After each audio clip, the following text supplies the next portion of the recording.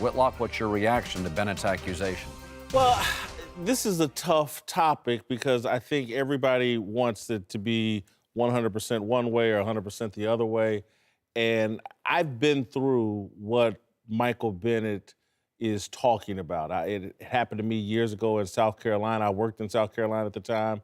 And, it was probably a 50-minute experience on the side of a highway surrounded by policemen. I worked at the local newspaper, and they somehow thought I was a cat burglar. And the taste of that is hard to get out of your mouth and out of your system. Literally took me a year just to mentally get over that. Having said all of that, as it relates to the Michael Bennett deal, I don't have to rush to a conclusion right now. I can wait for more information to come out. But I understand why Michael Bennett is upset. He believes he was wrong. I think the police have a side to their story, and I'm just going to wait for further information before I decide or jump to any conclusions or have some strong opinion. Policemen's jobs are hard. They're going to make mistakes, as we all do. I make mistakes on this show. I've made mistakes at every job I've ever had. Yeah, Michael Bennett's attorney, by the way, said it. He did not believe it was a racial issue.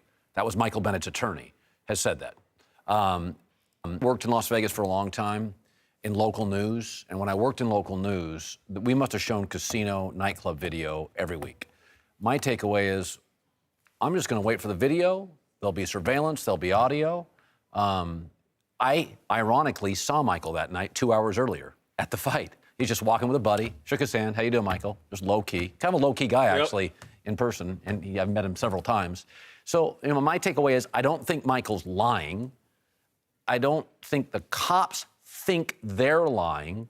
And my guess is they'll have over 100 pieces of audio and videotape on this, and just wait and see what happens. You just said it. I don't think Michael is lying. And I love the way you just said that I don't think the cops think they are lying. Just as you, I've had the incidents where someone was mugged when I was in college, someone was mugged on the other side of town, and then the cops all came around, and all of a sudden I'm the guy that mugged someone and stole this lady's purse and guns in your face, and if you run, we're going to shoot you and all this stuff. I've been in Vegas at the Tyson fight where Evander's ear was bitten, and I was in the casino when someone started shooting. Okay, when the shooting starts in the casino, the first thing you do is you hear the stampede, and you don't know which direction to run in because you don't know where the shooting is coming from, number one. So once the stampede of people start running, you get down behind the tables, you hear the shooting, you don't know what's going on, and you're behind it. So I'm hearing what the cop was saying. You read it, he was like, all of a sudden the police see this guy who's crouched behind the table, and all of a sudden he starts running. Well, that's what you're going to do in that situation. Right. He didn't say that he's... Be careful, Eric, because the only thing I would say is the police are arriving after the shooting had happened. They've been called and come. Absolutely. So, absolutely. Again, that's several minutes later. Absolutely. It's okay. They're being... Well, I guarantee it wasn't that long, because everyone starts running. Everyone starts running because you don't know where it is, and you're trying to hide out while this stuff is going on. And the cops, as you know, in Vegas are always around those casinos. Security. So security is going to be around. Now, this is the thing that I'm going to say as far as profiling or whatever. What they did see was a very large black guy. That's what they saw. That in itself is intimidating. That's the guy that they decided to go after. So he feels like he's been wronged, and you're right, all the video and all these things are going to come out. But to say that wasn't a factor in it, I think that's kind of outside of the lines, because that size, you see a big black guy like that, that's a part of who they're looking at, because they could have chased a lot of people. Let me just say one thing before Seth. When I read the story today, one of the things they said is they saw this big athlete crouching behind, you pull the lever. The slots. Okay. I was thinking to myself, well, if I was in a casino and there was shooting, the safest place would be to find a slot machine made of metal. You wouldn't hide behind a poker table. So I was thinking to myself, okay, I'm in a casino, there's a shooting. I'd find a slot machine, and I would crouch behind the slot machine.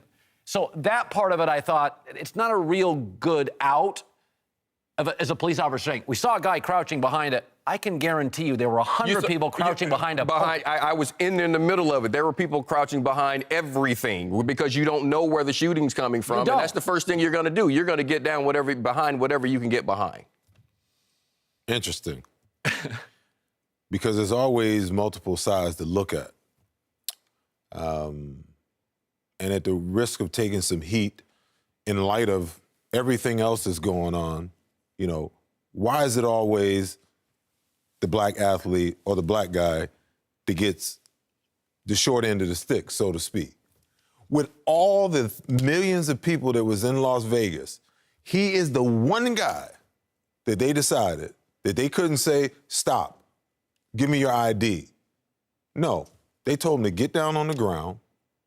The other cop came over, put his knee in his back, drew his gun, and here we go, all over again.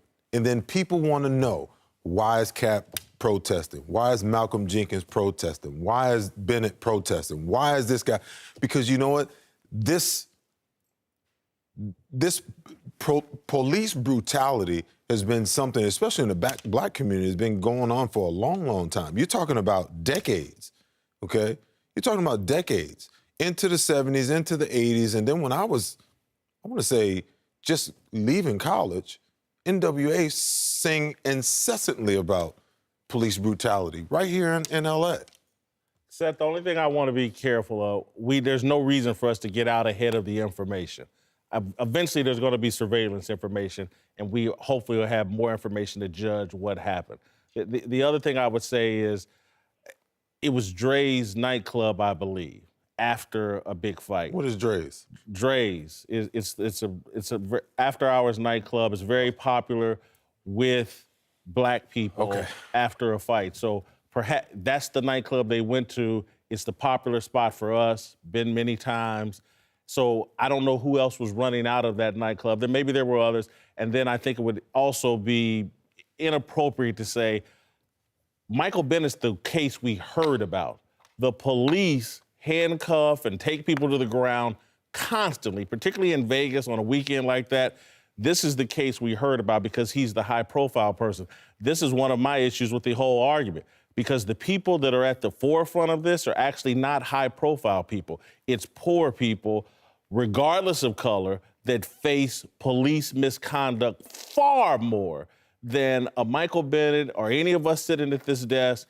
And so I just don't see Michael Bennett as the flaming example of police misconduct when it's actually transpiring with poor people, regardless of color, far more. But someone has to say something, though. Maybe I'm not saying someone. I'm not may- saying someone doesn't have to say something. Maybe not, but the narrative is, if it can happen to him, then the reason that you protest and you do all the things that you do is you are actually standing up for those people who don't have a voice, those same people that you're talking about that no one ever sheds a light on.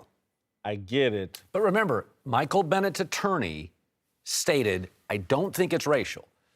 And so that's just something. And again, we can wait for the video, but they said the guy ran. Yeah, they the story said he was not called and ran. But by the way, see, so this is why I'm reticent to have an opinion. Yeah. Listen, I'd run. I'd hide behind a machine.